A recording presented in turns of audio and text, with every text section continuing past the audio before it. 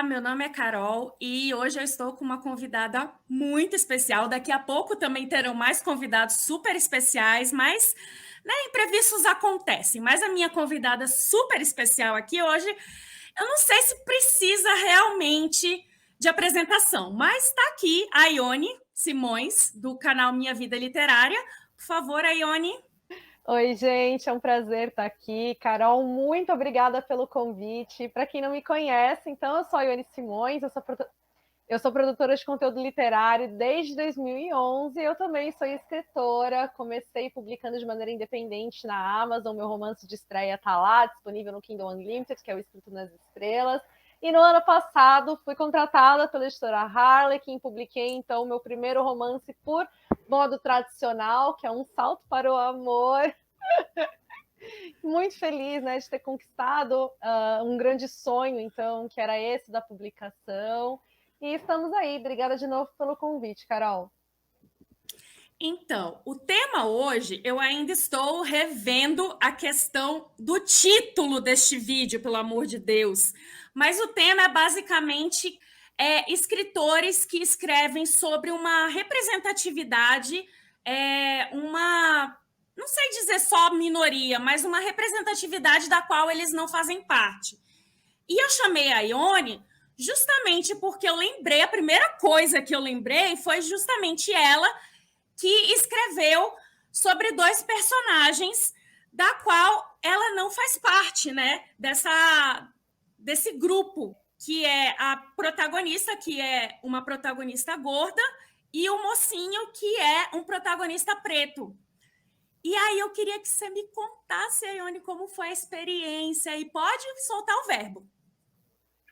Olha, foi desafiador, porque, como você mencionou, eu estou retratando experiências, né, vivências que não são as minhas.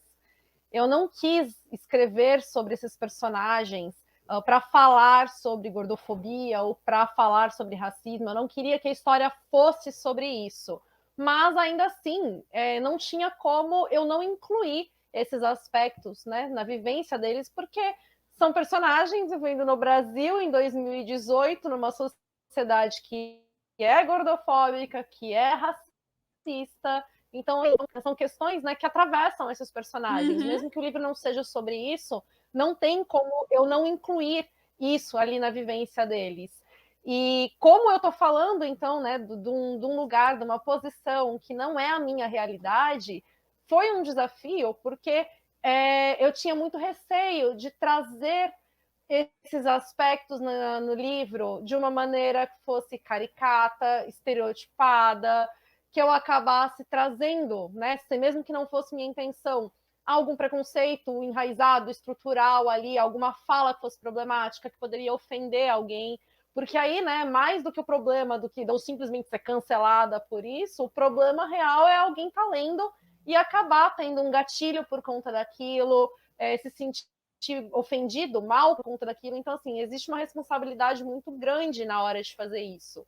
E eu só Uhum. pude trazer isso também, né, em primeiro lugar, porque eu já acompanhava pessoas, né, que estão dentro desses grupos sociais. Então, assim, eu acompanho pessoas, perfis de pessoas negras, perfis de pessoas gordas. Eu ouvia muitos desses relatos e por ouvir tudo isso, né, e perceber, sentir que havia, né, uma importância em falar tudo isso, eu acho que eu consegui fazer isso, né, tendo uma preocupação maior, né? Então não foi colocar, eu quero colocar uma personagem gorda porque isso está em alta. Não, tá? Não foi esse o caminho. É justamente, né, por ouvir, por perceber aquilo que eu falei, não, eu acho que é importante eu colocar isso daqui. Então, assim, houve esse cuidado em primeiro lugar, né? Então, de ouvir relatos de pessoas que vivem aquilo, para tentar fazer uma representação mais humanizada disso tudo. O livro passou por leitura sensível também, que é algo Era isso que extremamente eu queria importante saber. para quem não conhece. Para quem não conhece leitura de sensibilidade, então é quando justamente você contrata um profissional que está dentro daquela que está sendo relatado para dar o parecer, né? E no sentido de apontar se houve alguma. Nossa, caiu. Oi, Deu certo. voltou. o negócio cai assim no meio Caiu da nada, tudo! né? Peraí, deixa eu só apresentar o Ian aqui. Esse é o Ian do canal Arco-Íris Submerso, que voltou recentemente à ativa. Oi, gente!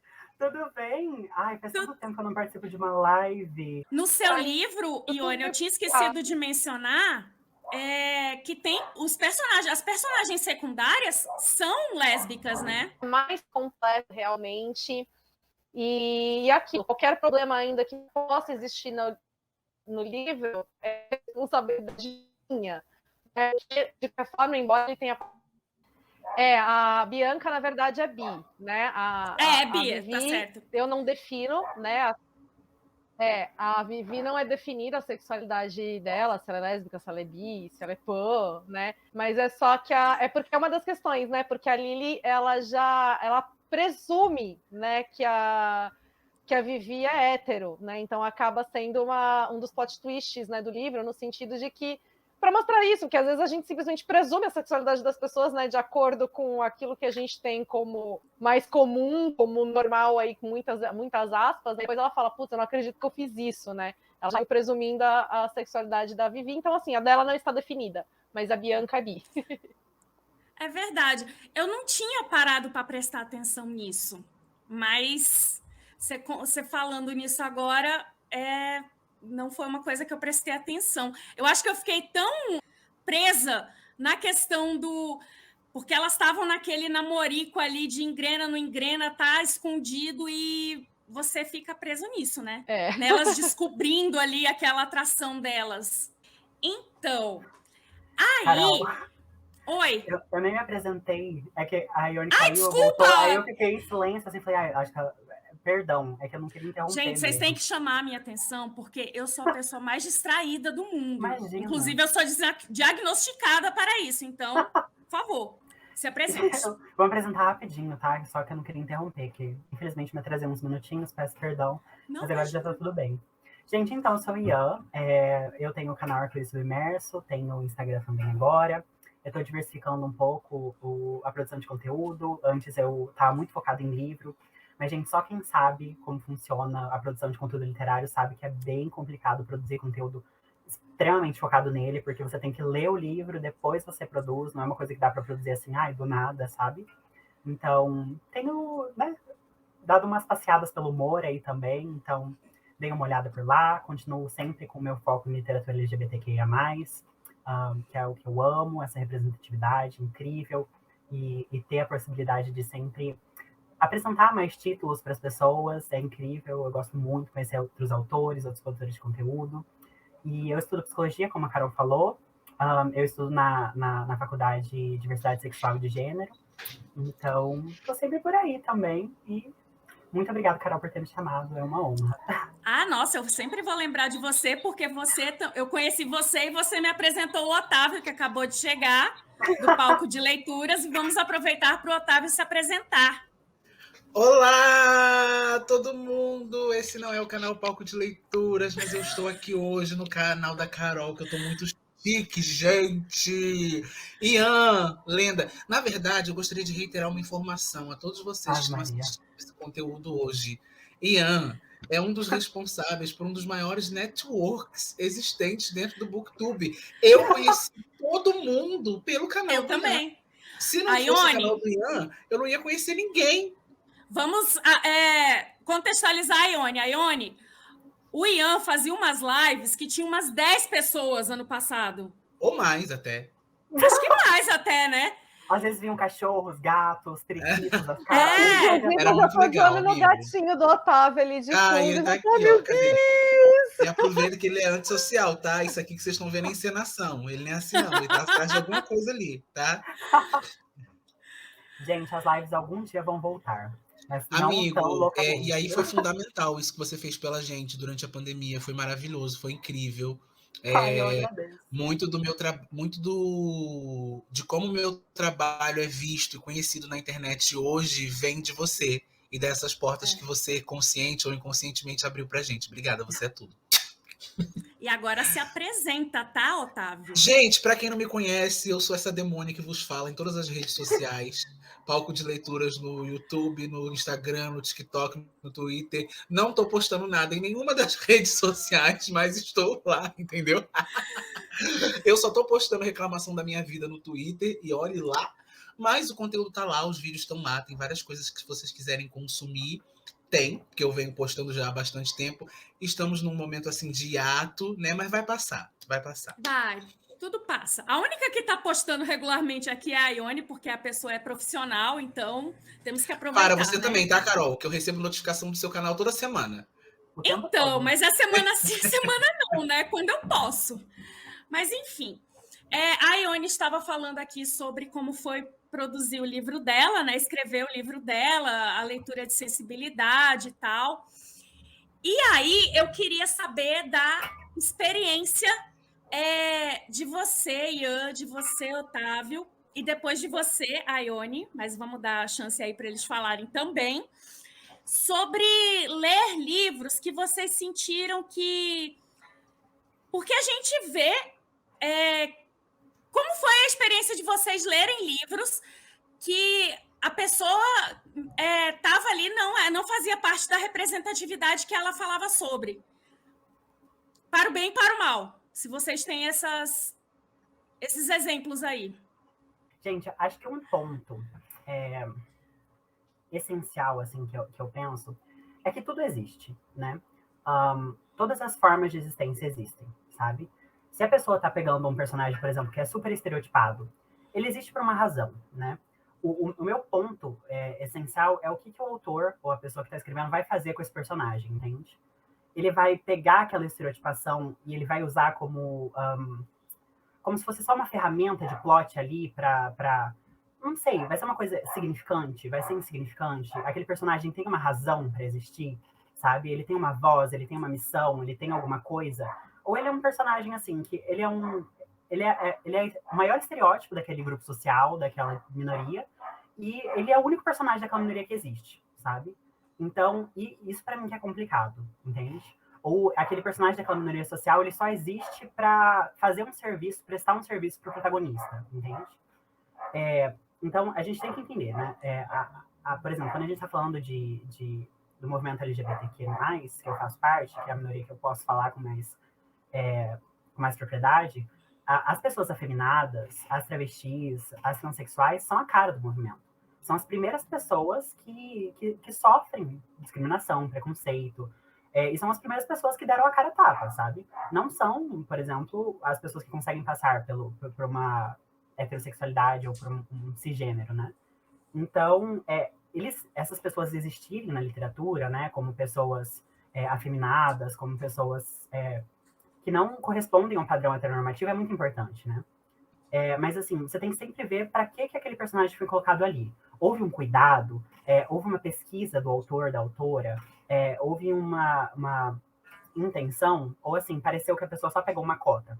Esses personagens são importantes, essas diversidades aqui estão em alta, essas diversidades precisam existir, então esse personagem que não foi pensado para passar pelas experiências que esse grupo social passa, eu vou colocar ele, só vou alterar aqui uma coisa. Por exemplo, né, super fazer aqui um papel, né, de diabinho sempre, né, mas, por exemplo, a questão do Dumbledore, sabe, tipo, não tem nada de homossexual ali, e do nada, no final, tipo, era homossexual sim. Mas o que constituiu ele como homossexual? O que mudou? Igual a Sarah J. Maas. Gente, aí eu vou dar um tchau, porque eu lembro que o cancelamento ele vem forte no Booktuber.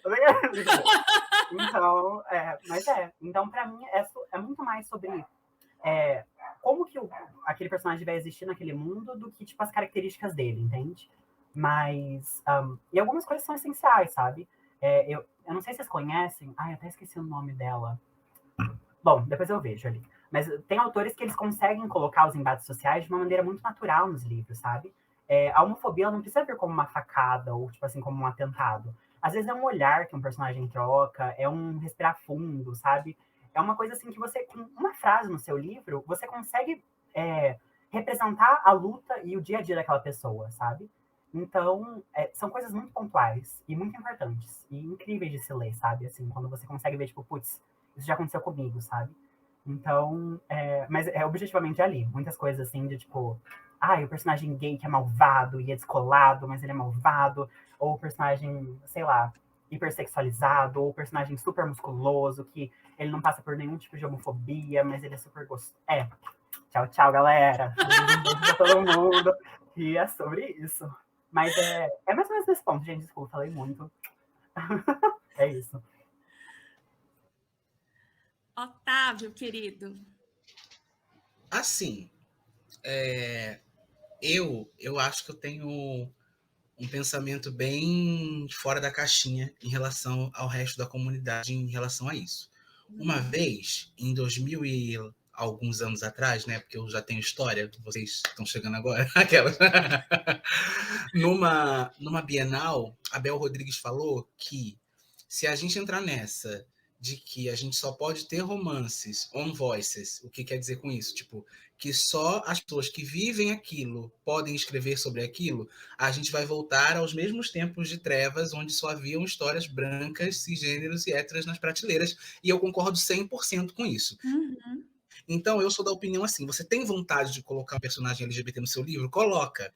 Você tem vontade de colocar um personagem negro no seu livro? Coloca também. 1, porque você é livre para fazer o que você quiser da sua vida. 2, porque eu acho que, como o Ian falou, precisa ter, porque as existências são muito diversas. Então, quanto mais a gente tiver, melhor. Essa seria a minha opinião profissional, digamos. Agora, eu vou falar a minha opinião pessoal, que é a seguinte.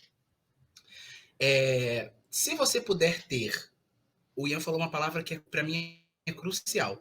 O cuidado de estudar como você vai colocar esse personagem, de que maneira você vai representar esta personagem, é muito bom, porque quando a gente fala de cuidado, a gente fala de respeito. E aí, se você quer colocar um personagem que faça parte de algum grupo minorizado no seu livro, o quanto mais você puder fazer isso com respeito, melhor.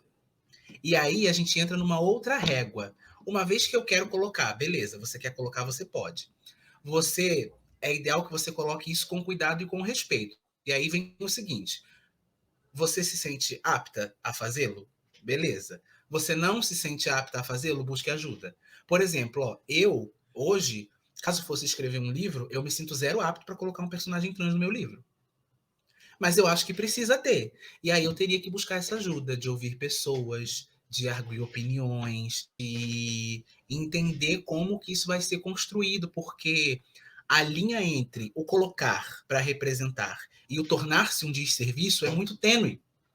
Às vezes... a Ione caiu. Voltou.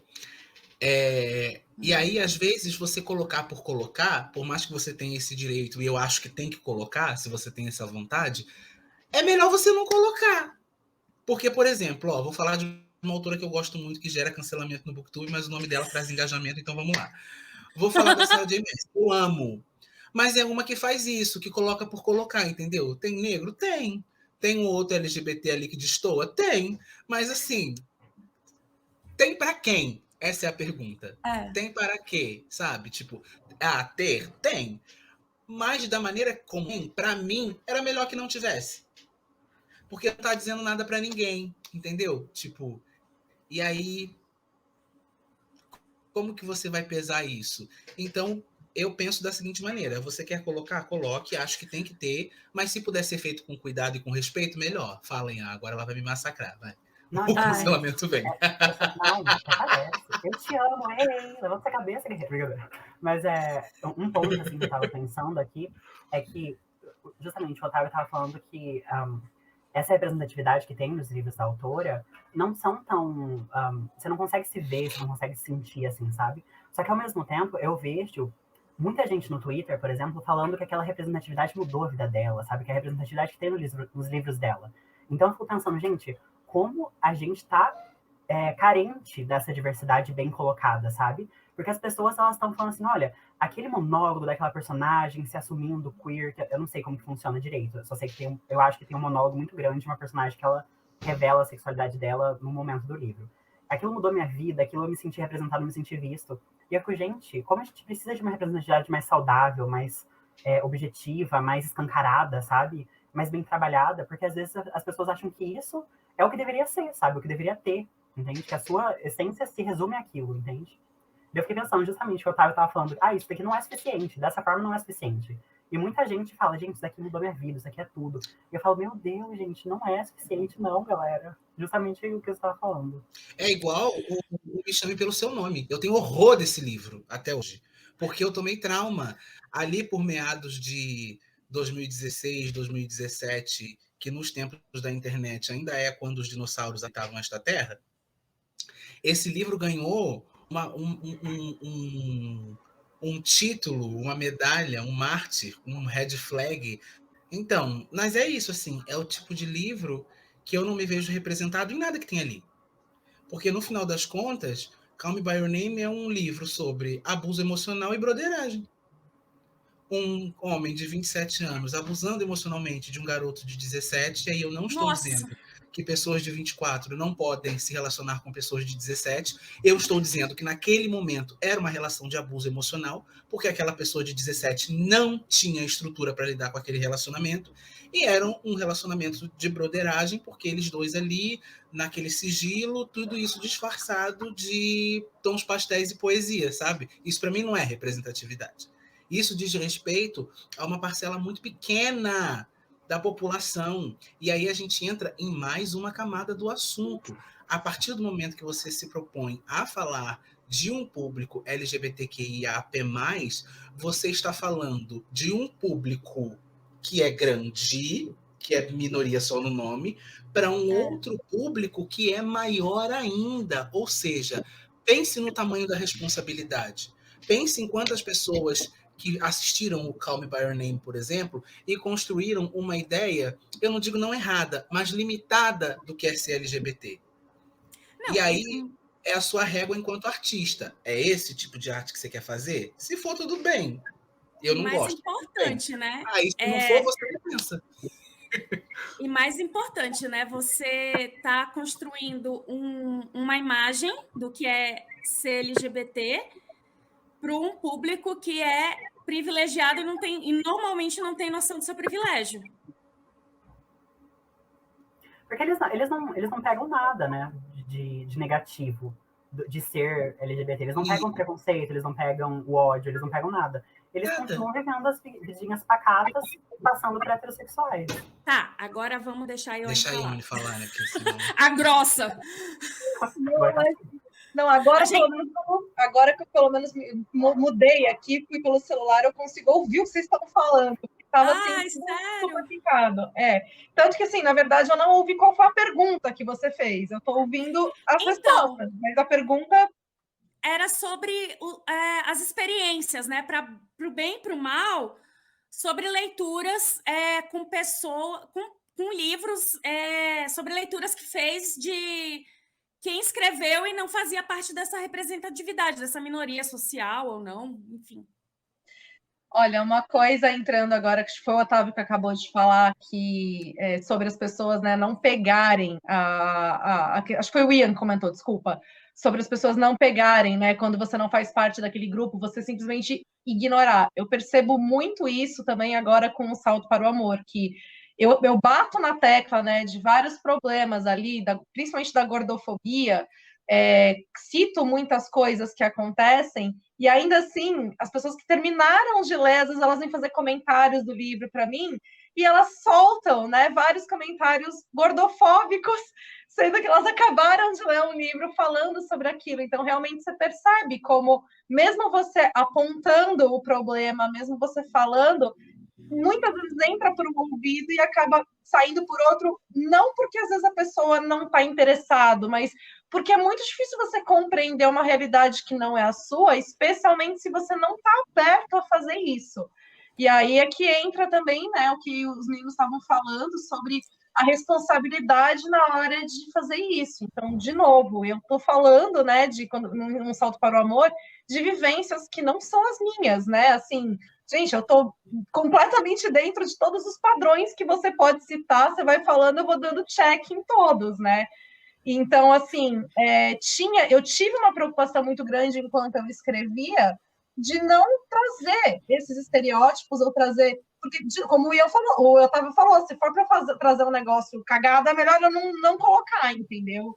Então, assim, eu acho que na hora de escrever, falando da posição de quem escreveu e não vive essas realidades, é isso, já que você está se interessando em colocar, já que você está pensando em fazer isso, é muito importante estar ciente da responsabilidade que está fazendo. Você não está colocando um personagem ali só para ser o autor descolado, legal, que vai estar dentro da, sabe, para, olha, me aceitem nas bolhas, olha como eu sou legal, eu estou aqui quebrando tabus. Não é para isso que a gente está escrevendo.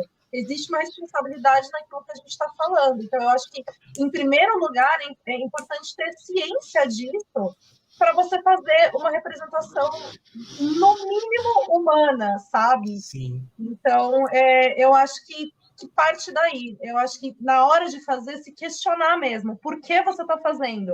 Por que você quer colocar? E aí, a partir daí, procurar fazer isso da melhor maneira que você puder, porque, de novo, você está falando de vida, você está falando de existências de pessoas, e é muito complicado você fazer isso de qualquer jeito, só para ser o legal e acabar ferindo alguém, né? Eu vi uma frase de um texto que eu estava lendo sobre isso. O texto é de 2014, para você ver como esse tipo de discussão já tem tempo.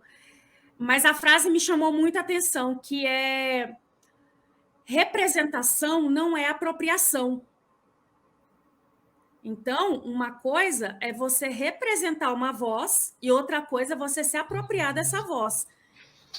Eu estava vendo uma moça que tem estudos sobre a China, sobre o Japão, mas ela ainda não se sentia à vontade para escrever uma fantasia com cultura asiática.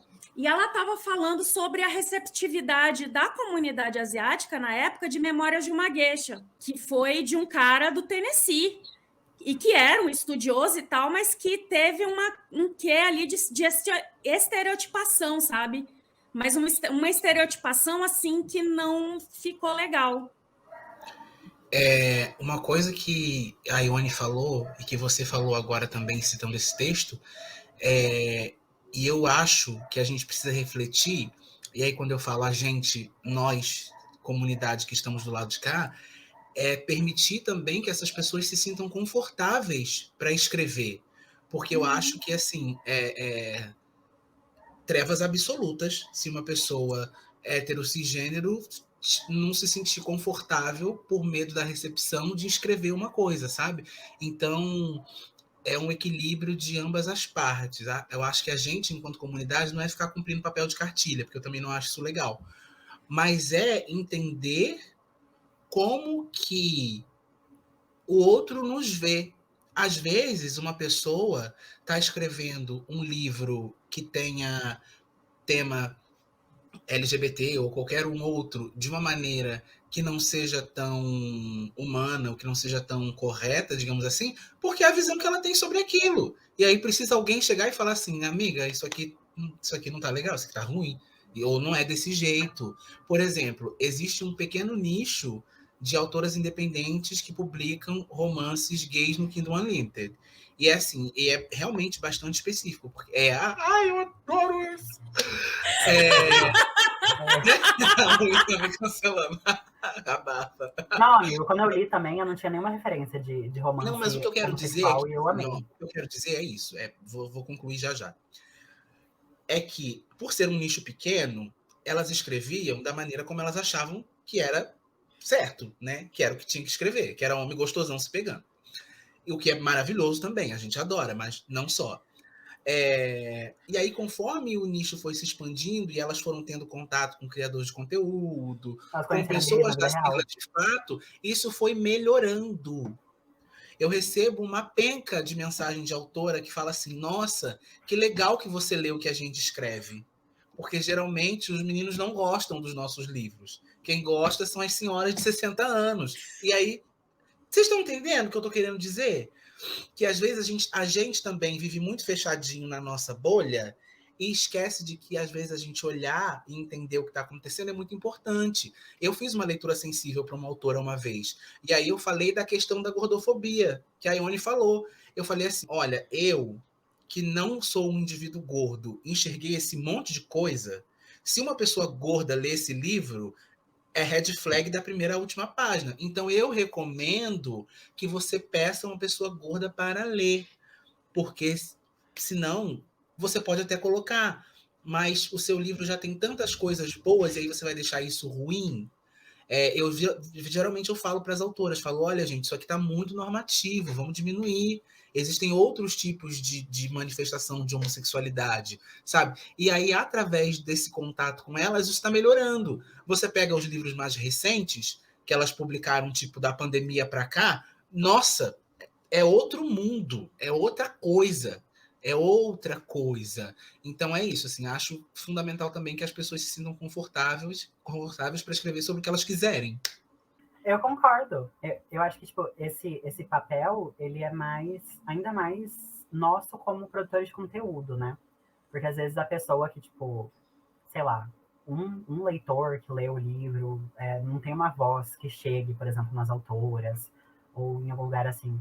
Então, eu acho que fica mais, assim, a cargo da comunidade literária, né?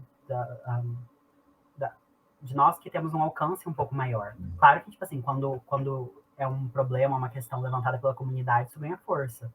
Mas, às vezes, eu penso também que algumas lutas específicas são muito mais banalizadas que outra. Por exemplo, quando a gente está falando da luta das questões da gordofobia, foi completamente banalizado pela internet, pelas redes sociais. O movimento não binário, assim, caiu no esquecimento. Todo mundo acha que é meme o tempo todo. Então, às vezes, quando você denuncia certos preconceitos, são preconceitos que estão tão dentro da sociedade que a pessoa nem entende por que você tá, tipo, isso daí é assim que funciona, entende? Isso que é o oposto de mim é negativo e pronto, acabou. Então, eu concordo sim, e acho que é irreal você querer que, tipo, só pessoas que fazem parte de um determinado ciclo social ou minoria escreva sobre algo, entende? Ao mesmo tempo que é muito interessante que a gente também abra muito espaço para pessoas que fazem parte da minoria, que está escrevendo, né, dentro dela. É isso que eu ia falar, porque mercado. A maioria do mercado ainda é branca, cis e homem, né? Então, mas aí eu lembro, eu não sei se vocês já leram Fahrenheit 451, que naquela edição da Biblioteca Azul tem um texto no final do Ray Bradbury que ele já falava, eu não sei de quando é esse texto, mas é um texto que não é tão antigo quanto o livro, mas ele já falava sobre essa pressão, lógico, né? Eu até entendo o lado dele. Ele já falava sobre essa pressão para escrever sobre diversidade, essa coisa toda. Eu até entendo o lado dele, mas é aquela história. Ele está falando de um ponto de privilégio. Tá? Se faltar para ele, não vai faltar para ele, no caso. Não né? vai faltar para ele. Né? As histórias de minorias sociais começaram a ser contadas por pessoas que estavam em pontos privilegiados, para depois terem on voices, para depois terem suas próprias vozes. Mas é aquela história. Até que ponto tem pressão do mercado para isso, né? Porque se a Sarah J. Maas, que eu acho que se não vai ficar tão legal aí uma coisa que ela publica, porque o que eu li até agora dela, o Otávio não gostou, não tinha representatividade, talvez seja melhor, mas eu acredito que ela sofre essa pressão, né? Cara, eu acho que falando da Sarah J. Maas e outras autoras e autores, tipo o Fred Zego aí do Fahrenheit 451, eles estão num lugar de mercado que para eles terem essa sensibilidade precisa partir deles, sabe? Eles não dependem disso para vender. A Sarah J. Maas, se ela pegar a receita de bolo da avó dela, der Ctrl+C, Ctrl+V e publicar, ela vai vender. E aí, para ela entender que é preciso ela colocar esses personagens com o mínimo de humanidade, como a Ione falou, tem que partir dela, da empatia dela, da sensibilidade dela. E aí, se ela tem ou não tem, é um outro debate, entendeu? E o Fahrenheit aí eu abandonei, que eu não consegui passar nem da terceira página. Desculpa. Não... Tem uma hora que ele faz uma frase super infeliz. O livro é icônico e tal, mas tem uma frase dele lá que é infeliz pra caramba. Eu acho que a gente já passou dessa fase de de reclamona, sabe? Ai, como é difícil colocar personagens LGBTs. Ai, como é difícil ler personagens LGBTs escritos por pessoas héteras. Eu acho que de todos os lados, se a gente sair do Twitter e conversar, sabe? Inclusive, fica o exercício. Sai do Twitter e vai para o Zap. Conversar com os autores que você conhece, com os seus amigos, com a sua rede, do tipo, reclamar no Twitter não vai adiantar. Tipo, o Ian falou de uma coisa muito importante, que é o nosso lugar de privilégio enquanto criador de conteúdo. Vale muito mais a pena hoje, ao invés de ir no Twitter reclamar, eu ir lá no direct da autora e falar assim: oi, amor, li um negócio no seu livro que eu não gostei, vamos conversar? É muito mais legal se a gente fizer assim, porque eu falei no início que eu tenho um pensamento fora da caixa da comunidade, e é verdade. A coisa da patrulha me irrita profundamente. Assim, ai, vamos cancelar, e não pode, e não isso, e não aquilo. A gente acaba fazendo movimento reverso, gente. Quando todo mundo pensa igual, não tem ninguém pensando nada. E aí, tipo, eu fico vendo nas redes sociais a galera, tipo, e uma galera da sigla mesmo, sabe? Tem uma galera, inclusive, que eu tenho ranço, que eu acho que é demais, que fica e não pode, e não, eu não tô cancelada mesmo, eu posso falar. Ah, e não vai, e não pode, e não sei o quê, e que tem que ter. Calma, galera, abaixa as armas. Vamos conversar. Eu vi uma thread no Twitter uma vez sobre essa pauta que a gente está conversando hoje. Se pessoas poderiam ou não escrever sobre aquilo que elas não vivem. E eu li coisa do Arco da Velha, de pessoas da comunidade, de autores da comunidade. A Ione é padrão, não pode falar, mas eu posso. Eu li, eu fiquei assim, gente, o que está acontecendo, sabe? Então, eu acho que vale o exercício para ambas as partes, como a Carol falou. Analisar o que a gente quer fazer e junto encontrar esse equilíbrio entre uma coisa e outra. Por mais que às vezes o cara tá reclamando do lugar de privilégio dele, às vezes ele precisa ouvir: ei, mas para você é fácil de falar. E aí, quem sabe você falando, essa pessoa não vai chegar a uma reflexão. Tudo bem que eu tô sendo meio good vibes, tem situação que não dá e tá tudo certo. Mas você chegar para um autor assim, às vezes ele não recebe tanto bem assim. Eu tô falando isso porque eu vivo isso, vivi. Tipo, todas essas autoras que eu gosto e que admiro o trabalho delas, todas elas, não vou dizer que eu fiz panfletagem, mas eu fiz esse trabalho de, meninas, olha, isso aqui não tá legal, olha, e se a gente mudar isso aqui? E se a gente começar a falar dessa maneira? E às vezes falta essa abertura da comunidade também, é isso que eu tô querendo dizer, sabe? Tipo, às vezes o booktuber gay ou LGBT não recebe o trabalho dessas autoras, porque já acha que é ruim, e às vezes é ruim mesmo. Mas quem sabe a gente, dialogando, não pode melhorar. E falando aqui do outro lado também, né? Vocês falaram sobre a questão do papel ativo como booktubers, né? De utilizar esse espaço mesmo para falar sobre e tal.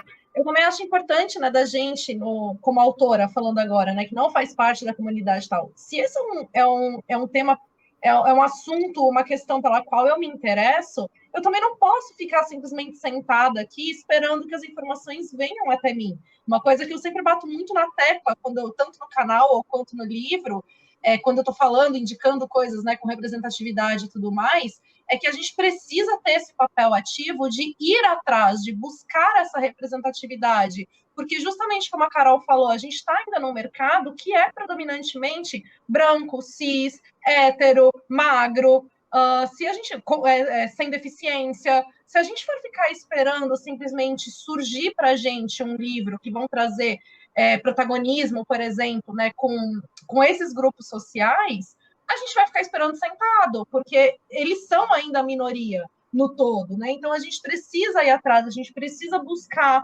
esses livros, precisa buscar essas obras, e mais do que tudo, se eu sou uma autora que quer escrever sobre isso, o mínimo que eu tenho que fazer é ir atrás justamente dessas pessoas para ouvir o que elas têm que falar, porque eu não vou colocar lá só para colocar e deixar bonitinho e acabou, né? De novo, batendo na tecla da responsabilidade em fazer tudo isso. Então, assim, eu acho que tanto precisa ter essa abertura, né, das comunidades em ouvir e receber esses trabalhos, mas também precisa ter o exercício ativo de quem não faz parte delas em tentar entender aquilo. Óbvio que se a gente está falando de alguém que não tem a menor noção de nada disso, que vai reproduzir todos os tipos de preconceitos existentes e tudo mais, e que não está atento a isso, provavelmente para o primeiro contato ela vai precisar levar uma chamada mesmo do tipo, isso que você está falando, o que você está fazendo não é legal, né? Considerando aí o cenário mais ideal possível, né? De haver esse diálogo e da pessoa não chegar cometendo 50 mil crimes e tudo mais. Mas, assim, isso considerando, então, alguém que não vai ter essa sensibilidade, não vai ter essa percepção. Mas se você já tem um mínimo disso, se você já tem essa empatia, pelo menos, o mínimo que se espera é que você use esse seu papel ativo para ir atrás disso e sair da sua própria bolha, né? Ter essa noção de que a forma de como eu vejo o mundo não é a única maneira de como o mundo é, muito pelo contrário, né? Então... Você tem alguma coisa mais a acrescentar? Porque eu acho que a gente já... Ai, eu tenho. Por favor! Não, o meu ponto, assim, super concordo. Eu só acho que o ponto específico é de, tipo, os autores com quem a gente conversa e eles não escutam, sabe? Acho que até a Ione falou, né, desse papel de escutar, de estar aberto, sabe? Eu super concordo com o Otávio sobre o papel do diálogo e essa troca, porque se você não vai fazer a troca, para que você está produzindo conteúdo, né? Então, não faz sentido algum. Mas, ao mesmo tempo, existem autores, assim, que eles insistem no erro. Às vezes, muito blindados por esse ponto de estabilidade no mercado, que não vai fazer diferença se eles escutarem ou não, sabe? Então, só que, assim, existe um abismo entre, sei lá, falar que a pessoa não... Falar das problemáticas da pessoa e humilhar ela. Tipo assim, usar xingamentos, destruir. Porque é isso que a gente vê muito frequentemente no Twitter. Você não gosta de alguém, então você xinga ela, inclusive de xingamentos extremamente machistas, homofóbicos, problemáticos, assim. Então, nesse ponto...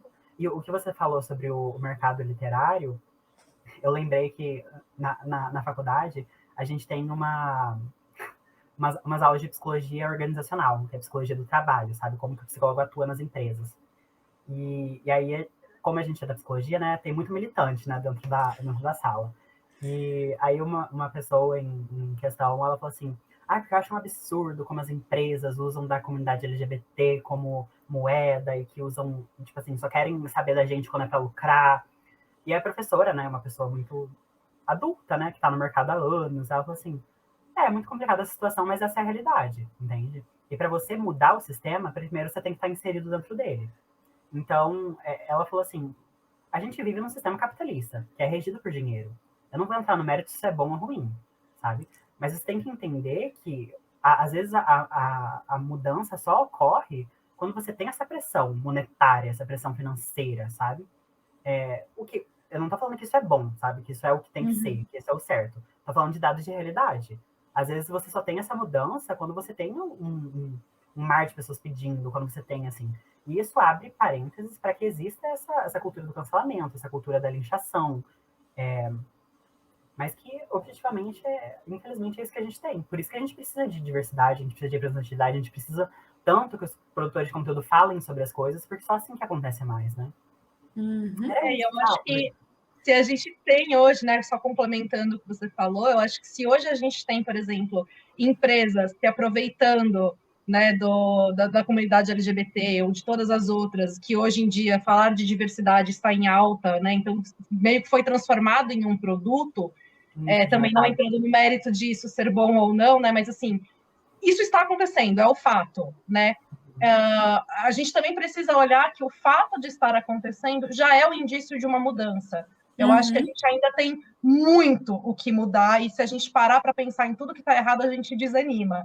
Mas, assim, eu tive também uma aula uma vez, não lembro agora exatamente qual era a matéria, mas a fala do professor foi isso. A gente está falando em sociologia, qualquer mudança, qualquer pequena mudança que pareça no todo, é uma mudança. E eu acho que a realidade é essa. Se hoje a gente tem, né, então, isso em alta, é porque isso já sinaliza que alguma coisa está sendo mudado. Talvez a gente precise fazer ajustes aí, né, em como essa mudança está se dando e questionar, né, de que formas ela vai ser, o quanto ela é benéfica, o quanto ela está sendo simplesmente um produto a ser consumido, vendido, lucrado, mas, de qualquer maneira, ela já está acontecendo. É muito diferente a gente falar, a gente está tendo esse papo hoje, se a gente vai pensar, sei lá, nos livros publicados 10 anos atrás. Em 10 anos, a gente já teve uma mudança enorme nesse sentido, e eu acho que é pelo menos animador perceber que a gente deu alguns passinhos, embora a gente também, né, tenha muitos problemas envolvidos aí também.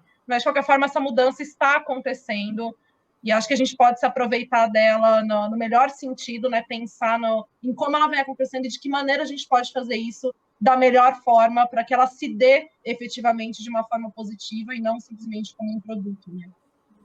Né? Eu só fui pensar em ler protagonistas com o meu tipo físico de uns 3, 4 anos para cá. Antes que isso, eu não pensava, não. Então, é uma coisa muito recente.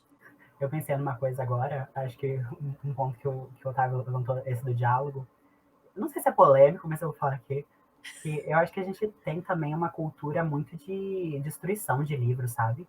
Que, tipo assim, vídeo que a gente grava falando mal de livro tem muito mais alcance de livro.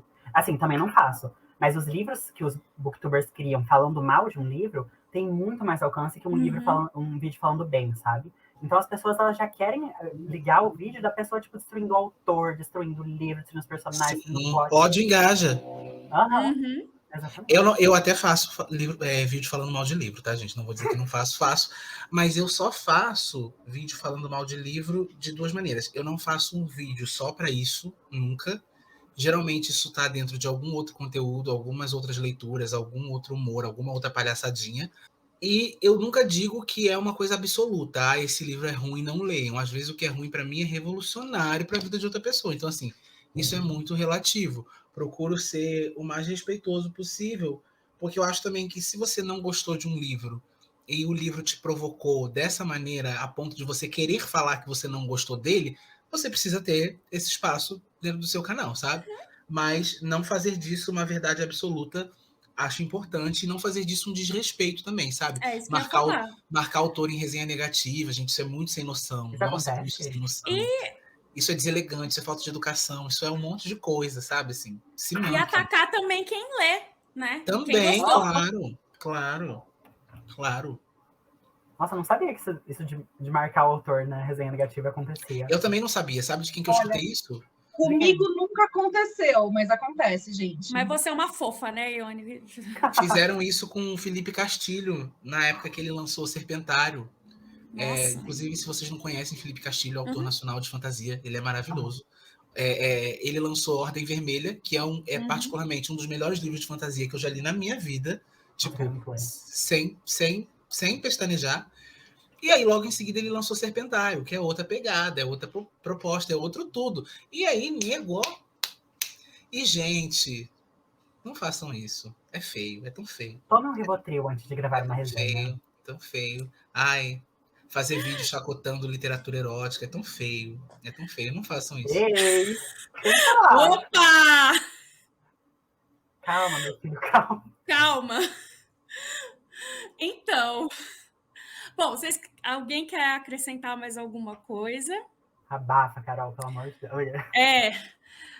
Se vocês quiserem, eu mando para vocês esse texto aí que eu estava falando, porque ele realmente é muito legal, apesar de antigo, mas eu acho que ele ainda é super válido. E é isso. Se vocês quiserem deixar mais alguma mensagem aí para o público. Otávio, você está sem áudio. Não, eu falei que tá bom, já falei demais já até. Falei muito. Você quer deixar alguma mensagem, Ione?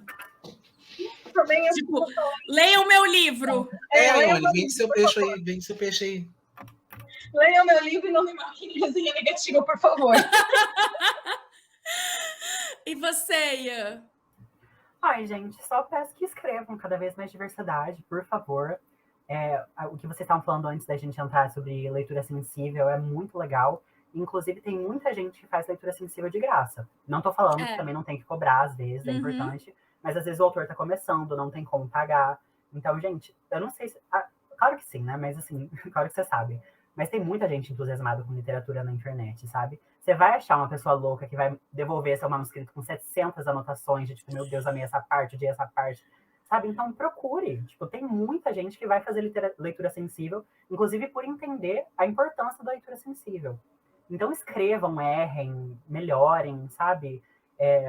E vai ser incrível. Muito obrigado por todo mundo que faz questão de colocar um gayzinho cis branco no livro. É uma coisa incrível, muda vidas. Então tá bom. Gente, obrigada pela participação de vocês, pela disponibilidade. Eu amei vocês todos estarem aqui. E vamos lá para os comentários. Quem quiser aí deixar seu recadinho sobre o que a gente conversou, beleza? E obrigada pela sua companhia. Um grande beijo. Um grande beijo e até a próxima. Tchau!